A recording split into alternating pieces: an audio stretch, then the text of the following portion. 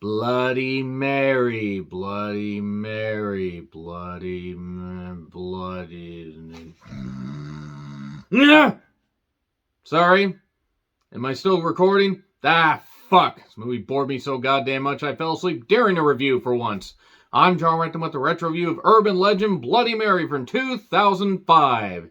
And I don't know how anybody on this set was still alive, at least as far as any kind of brain capacity, because fucking hell, this was agonizing, this was boring, and if you thought Urban Legend Final Cut was bad, oh baby, you ain't seen nothing yet, oh shit.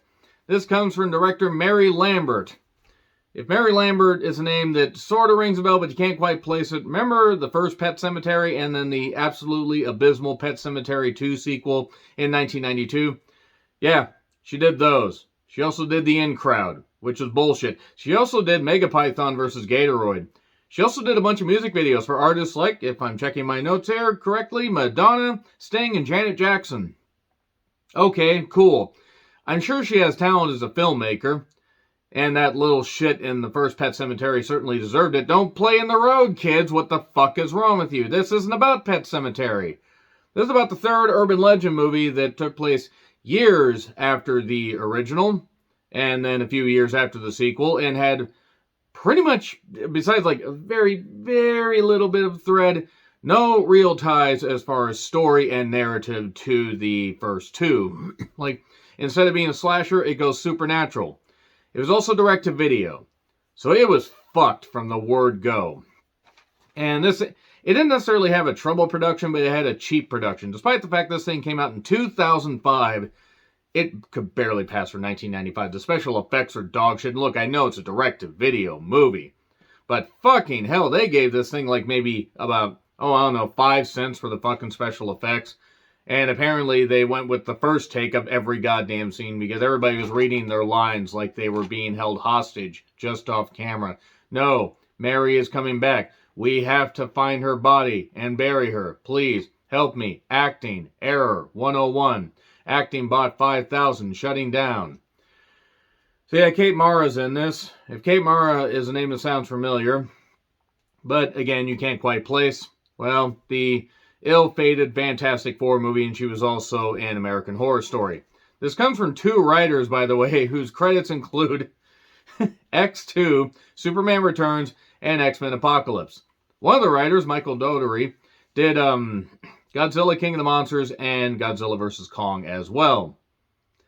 So, you know, there was a little bit of talent here, but it was clearly obvious they were just going to hack this shit out in this. My fucking goodness. Help! Help! I watched this movie before, and when I decided to do compilation videos of the Urban Legend movies, the Final Destination movies, and the I Know What You Did Last Summer movies a couple of years ago, Human Centipede, all those movies together in various compilations, I figured, okay, I'm not going to have a chance to revisit this, and I don't really want to revisit this. Then I was asked to. So, okay, I hope you enjoy the fact that I pretty much lost what little bit of sanity I had left rewatching this goddamn atrocious bullshit. Now, the idea isn't the worst in the world. They summon Bloody Mary, or Bloody Mary is summoned during a recreation of something that happened to her, and she goes after the people that ended up killing her, you know, leading to her death, leading to the, you know, the misfortunes that her friends went through. Okay, that's fine, but they did it in the dumbest way possible. You have two siblings.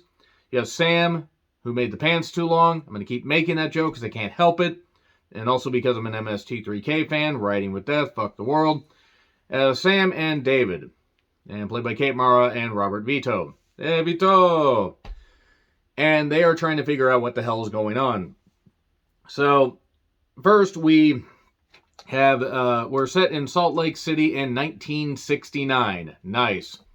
And we are live in Utah. That is a very depressing sentence. Nobody wants to be near Utah. Nobody in Utah wants to be in Utah. If you do, that's fine, but I've just heard there's nothing in Utah. And they try to go with a vintage late 60s, you know, prom theme. It looks like the mid 50s, because I don't think they had a budget for pretty much anything.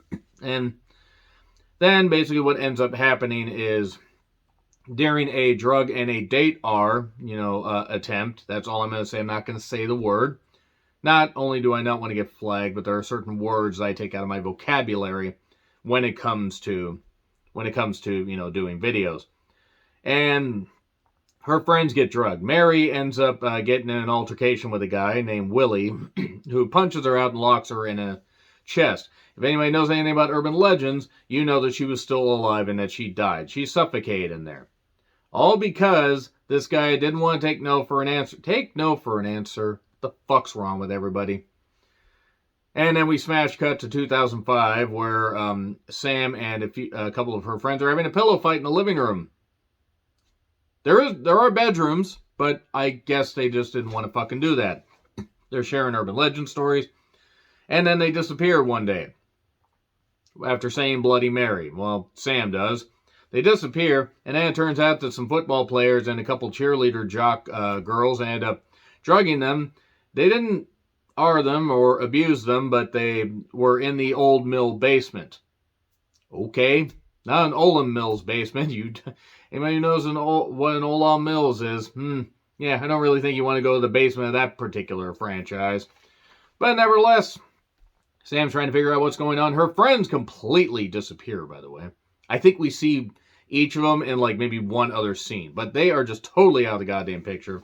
And Sam is being targeted by Mary and basically ends up having to go find her body and find a way to bury it. But before that, we find various people, children, or well, teenagers, or 20-somethings playing teenagers, getting killed in various urban legend-like things, like a guy getting killed by being fried in a tanning booth. Not nearly as good as Final Destination 3, which I also retro-reviewed. You can check that out. This was much more ridiculous, and also you had a very, very, very ditzy blonde saying shut up about 80 million times. And Nikki Harris's I Will Always Be There kept playing every time that Mary was going to do the killing. The thing is, the song isn't particularly that good, and by the second time of hearing it, you want to claw your eardrums out, and you want to destroy the studio that recorded that song, even though I'm sure she was a lovely individual.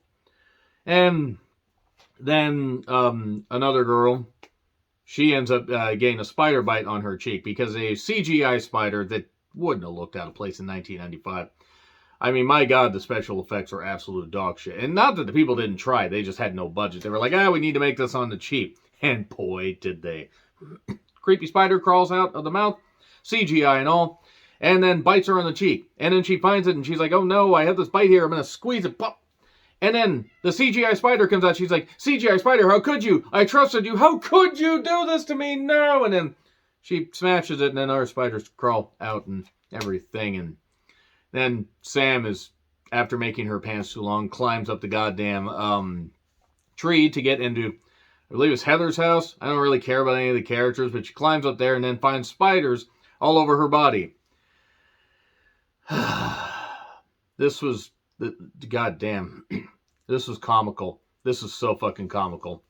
And then, at one point, by the way, I should have pointed out that Sam got to the house to try and help Heather.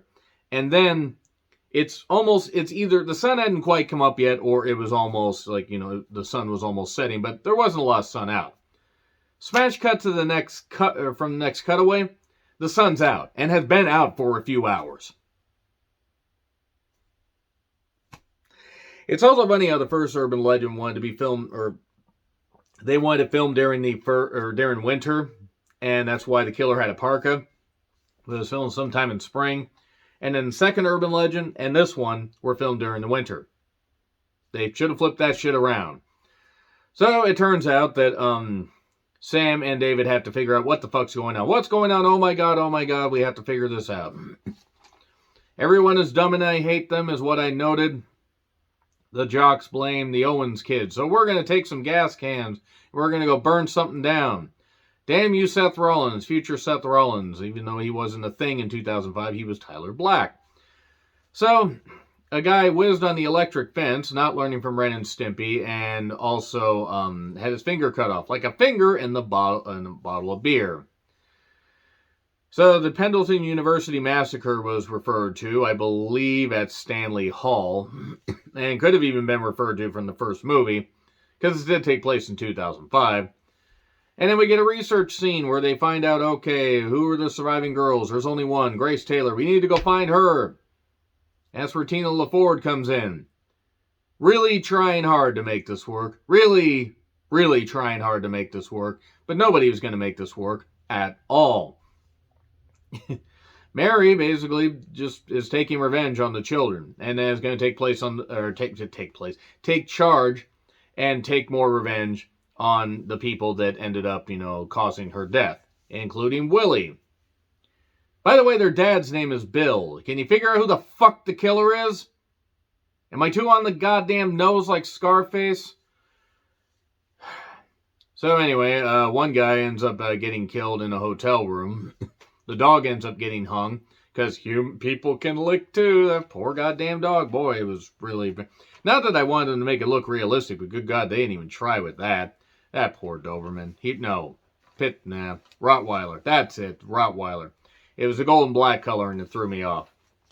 So, David ends up finding out who it is, but we don't see it. It's obvious he knows it's Bill. And the mother completely disappears from this movie, so we have to assume she's either dead or she just said, fuck it, I don't want to be in this movie anymore. David gets attacked by somebody who's obviously Bill. Sam ends up getting Mary's body, collecting the parts and everything, the bones, goes in Grace's van along with her, even though Grace is so high above me, and she's so passed out because she literally just smoked herself into a stupor.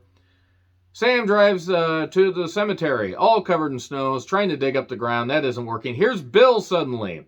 This is after somebody had randomly attacked the van. Somebody hooded and covered. I wonder who that was. The guy was trying to shoulder block it. I'm amazed he didn't tear his rotator cuff. And then it was Bill. Bill ended up doing it. Oh my God, it was Bill? What?